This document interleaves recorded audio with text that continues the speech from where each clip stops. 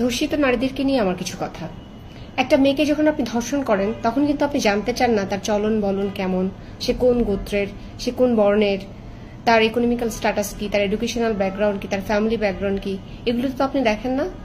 ধর্ষণ হওয়ার পরে যখন মেয়েটি মুখ খুলে বা তখন তার নির্যাতনের বিচার চায়, তখন আপনারা সবাই নেমে পড়েন যে মেয়েটার ব্যাকগ্রাউন্ড কি, মেয়েটার চলন বলন কেমন, তার ফেসবুকের স্ট্যাটাস কি, সে ফেসবুকে কি ধরনের ছবি আপলোড করে, এগুলো নিয়ে একটা মেয়ের বিচার বিবেচনা করা হয়। এটা কেন?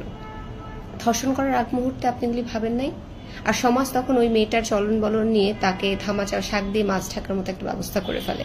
যে লোকটা ধর্ষণ করেছে তাকে নিয়ে কিছু না বলে যে মেয়েটা ধর্ষিত হয়েছে তাকে নিয়ে আপনারা উঠে পড়ে লেগে যান যে এই মেয়েটার এইরকম অবস্থা, এইভাবে ছবি তুলে তার 4-5টা বিয়ে, তার 4-5টা অ্যাফেয়ার, তার এত বন্ধু বান্ধব ছিল, এই কারণে এই মেয়েটা ধর্ষণের শিকার হয়েছে।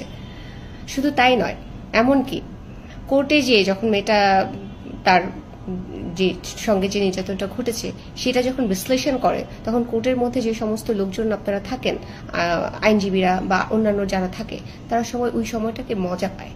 ওই আলোচনাটা করতে বা ওই মেয়েটা যখন বর্ণনা করে ওই কথাগুলো শুনতে আপনারা মজা পান। এমনকি মেয়েটার পক্ষে যে লয়ার থাকে সেও মেয়েটাকে কিছু কথা শুনিয়ে দেয়, যেমন আপনি এলোমেলো হয়ে আসলেন না কেন, আপনি যে ধর্ষণের শিকার হয়েছেন সেটা প্রমাণ করার জন্য তো আপনি এভাবে গুছিয়ে আসছেন কেন। একটা মেয়ে যদি তাকে নিজেকে গুছিয়ে নিয়ে আদালতে যায়, ধর্ষিত যে মেয়েটি, সেটাও অপরাধ, সেটাও বেমানান সমাজের দৃষ্টিতে। আমি শুধু এটাই বলতে চাই যে আমরা যে বৈষম্যহীন একটা রাষ্ট্রের স্বপ্ন দেখছি, সেই রাষ্ট্রটা আমরা কখনোই করতে পারবো না যদি না আমরা নিজেদের মধ্যে বৈষম্যটাকে দূর না করি। আমরা নিজেদের ব্যক্তিত্বটাকে যদি আরো প্রশস্ত না করি, আরো ব্রড না করি, তাহলে আমরা বৈষম্যহীন রাষ্ট্রের স্বপ্ন দেখা আমাদের জন্য বৃথা। আমাদেরকে আগে চিন্তা করতে হবে যে আমরা ব্যক্তিগতভাবে কতটুকু বৈষম্যহীন। আমরা যে মেয়েটার নির্যাতনের শিকার হয়েছে সেই মেয়েটাকে ব্লেম না দিয়ে সেই মেয়েটার আচার আচরণ সবকিছু পর্যালোচনা এটা অবশ্যই করা উচিত, কিন্তু সেটা আগে, নির্যাতন করার আগে। আপনার তখন মনে ছিল না যখন আপনি ধর্ষণ করছিলেন, যখন আপনি মেয়েটার উপরে ঝাঁপিয়ে পড়েছিলেন, তখন কি আপনার এইসব কোথায় ছিল যে এই মেয়েটা ভালো না মন্দ? তখন তো এইসব বিচার করেন নাই, চিন্তা করেন নাই, না করে মেয়েটাকে আপনি দিনের পর দিন নির্যাতন করে আসছেন, ধর্ষণ করে আসছেন। এখন আপনি মেয়েটার পোশাক আশাক নিয়ে কথা বলছেন। আর এরকম একটা স্বাধীন বাংলাদেশ আমরা চেয়েছিলাম, যে দেশে তার কাপড় জামার উপরে বিচার করা হয় মেয়েটার চরিত্র কেমন, তাকে ধর্ষণ, তার কাপড় চোপড় ভালো না বলে তাকে ধর্ষণ করা যেতে পারে, এই অধিকার আপনাকে কে দিয়েছে? আর ধর্ষণের মামলার বিষয়ে আমি একটা কথা বলবো। দেখেন, আদালতের প্রতি কিন্তু মানুষের যে আস্থা, সে আস্থা উঠে যাবে যদি না আপনারা এই ৯-১ যে মামলা হয়, ধর্ষণের মামলা, সেই মামলার শাস্তি এবং বিচার আপনারা যদি অতি দ্রুত না করেন, দিনের পর দিন, বছরের পর বছর যদি টাইম পিটিশন নিয়ে লম্বা দীর্ঘ সময় পার করে দেন, তাহলে তো মানুষ আর বিচার চাইবে না, আদালতের কাছে মানুষ আর যাইতে চাইবে না। তখন নারীরা কি করবে? হয় প্রতিবাদ করা বন্ধ করে দিবে, নয়তো আত্মহত্যা করবে, নয়তো মাথা খারাপ হয়ে রাস্তায় রাস্তায় ঘুরবে, অথবা সে ড্রাগ অ্যাডিক্টেড হবে, অথবা সে রিভেঞ্জমূলক আচরণ করবে, প্রতিশোধ নেবে। এতে করে আমাদের দেশে আরো বেশি করে ক্রিমিনাল পয়দা হবে। সেটা কি চান? ক্রাইমটাকে বন্ধ করতে হবে, ক্রিমিনালদেরকে নয়। ক্রাইম বন্ধ হয়ে গেলে ক্রিমিনাল থাকবে না আমাদের দেশে। তাই আমি বলছি যে যে নারীটি ধর্ষণের শিকার হয়েছে তার আলোচনা অবশ্যই করব আমরা, কিন্তু একজন ধর্ষককে ধামাচাপা দেওয়ার জন্য নয়। আগে তার বিচার করুন, তারপরে মেয়েটাকে নিয়ে আপনি আলোচনা করুন। Thank you so much. আমাদের হোয়াটসঅ্যাপ গ্রুপের আলোচনাকে ধরে একটা নিউজ করা হয়েছিল, যেটা আমার কাছে প্রচন্ড শকিং লেগেছিল, যে আপনি একটা সংগঠনের হোয়াটসঅ্যাপ গ্রুপ থেকে কেউ একজন ধরে নিলাম যে খবরটা লিক করেছে বা পাচার করেছে, এটা নিয়ে কিভাবে নিউজ হতে পারে? একেবারে হুবহু কে কি বলেছে ওই কোটেশন সহ। যাই হোক, তো এইটা আসলে আমি জানি না যে এইভাবে নিউজ করা যায় কিনা।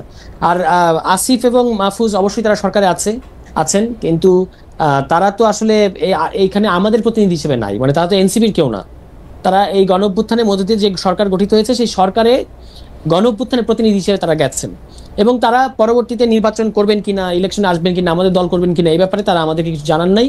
এবং আমরা নাহিদ ইসলাম আসার আগে আমরা নাহিদকে বলেছিলাম যে আপনি যদি দল করতে চান তাহলে আপনাকে আপনার পথ ছেড়ে দিয়ে আসতে হবে। তিনি সিদ্ধান্ত নিয়েছেন যে তিনি রাজনীতি করবেন।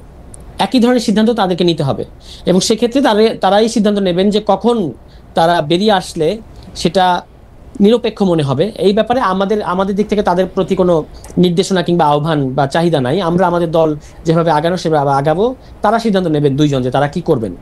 আর যেটা নাহিদের যে কথাটাকে আপনি বলেছেন যে বিএনপি দ্বারা প্রভাবিত, এটা কিন্তু আমি নিজে বিভিন্ন জায়গায় গিয়ে দেখেছি যেটা কিরকম নির্মম সত্য। একটা ওয়ার্ড কমিটির সভাপতি বিএনপির, তার যে পরিমাণ ইনফ্লুয়েন্স ইউএনও অফিসে, যেভাবে তারা কাজগুলো মানে বৈধ অবৈধ উপায়ে নিয়ে যায় এবং এক ধরনের ত্রাসের একটা রাজত্ব তারা কায়েম করেছে এই ওসি, এসপি, ডিসি এবং ইউএনও, বিশেষত এই আরো আছে এসি ল্যান্ড সহ উপজেলা নির্বাহী অফিসার, সড়কের যে বিভিন্ন অফিসার, এই যে স্থানীয় পর্যায়ে একটা জেলায় যে সমস্ত সরকারি অফিস বা রাষ্ট্রীয় দপ্তর আছে সেখানে দোর্দণ্ড প্রতাপ এখন এই মুহূর্তে বিএনপি। না, আপনার কাছে এইটা মনে হয় না তুষার, এটা এমন মনে হয় না যে এটা এমনও হইতে পারে যে ওয়ার্ড পর্যায়ে যিনি আসলে কাজটি নিয়ে যাচ্ছেন বা যে কন্ট্রাক্টর কাজটি নিয়ে যাচ্ছেন তিনি অনেকদিন ধরে কন্ট্রাক্টর হিসাবে আছেন, 10 বছর 15 বছর।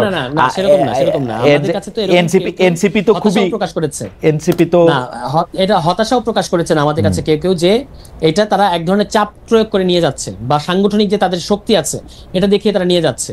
তো এই জিনিসগুলো হচ্ছে এবং আমাদের কাছে কিন্তু অনেকে বলছেন যে অসহায়ত্ব প্রকাশ করেছেন অনেক, কিন্তু আপনারাও তো ফোন করে চিফ জুডিশিয়াল ম্যাজিস্ট্রেট চেঞ্জ করে দিচ্ছেন, আপনারা ফোন করে ইউএনও কে হুমকি ধামকি দিচ্ছেন, আপনারাও তো ফোন করে অনেক কিছু করছেন। জনাব সারোয়ার তুষার, আমি যেহেতু আপনাদেরকে এইটা যারা এটা করেছেন যে তাদের ভাষণটা আমি শুনতে পারবো না, সেজন্য তাদের নাম বলতেছি না, কিন্তু আপনি নিশ্চয়ই জানেন যে এরকম ঘটনাও ঘটতেছে এবং একটা দুটা না কিন্তু।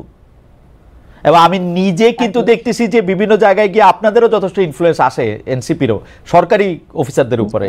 না এটা আমি সেরকম পাইনি। আমি শুধু নরসিংদী না, আমি বিভিন্ন জায়গায় যাচ্ছি, আমাদের সংগঠনের তরফ থেকে যাচ্ছি, সেখানে আমাদেরকে পদ্ধতিগতভাবে অসহযোগিতা করার একটা প্রক্রিয়া দেখা যাচ্ছে। এটা কি ইদানিং আপনারা দল করার পরে ইদানিং 100-2 সপ্তাহে এনসিপি হওয়ার পর থেকেই কিন্তু আমাদের যে খুব বেশি, যেহেতু আমাদের কমিটি নাই এবং আমাদের কেন্দ্রীয় নেতা বিভিন্ন জেলায় আছে, তো তারা গেলে যে এমন না যে একেবারেই কোনো কথাবার্তা বলছেন না, তারা একটা হাসি মুখে শুকনো হাসি দিয়ে আমাদের সাথে কথাবার্তা বলেন, কিন্তু খুব যে ইনফ্লুয়েন্স আমাদের আছে এটা আমার কাছে তো এরকম মনে হয় না। আমি বরং দেখেছি যে বিএনপি, ধরা যাক আওয়ামী লীগের, এরকম আমি নিজে দেখেছি নরসিংদীতে আওয়ামী লীগের তো একজনকে ধরিয়ে দেওয়া হয়েছে, জনগণ ধরিয়ে দিয়েছে, তার বিরুদ্ধে সুস্পষ্ট অভিযোগ আছে ফৌজদারি অপরাধের, বিএনপি নেতা চাপ দিয়ে তাকে ছাড়িয়ে নিয়ে এসছে। এরকম একাধিক ঘটনার উদাহরণ নরসিংদীতে আছে, অন্যান্য জায়গায় তো আছে।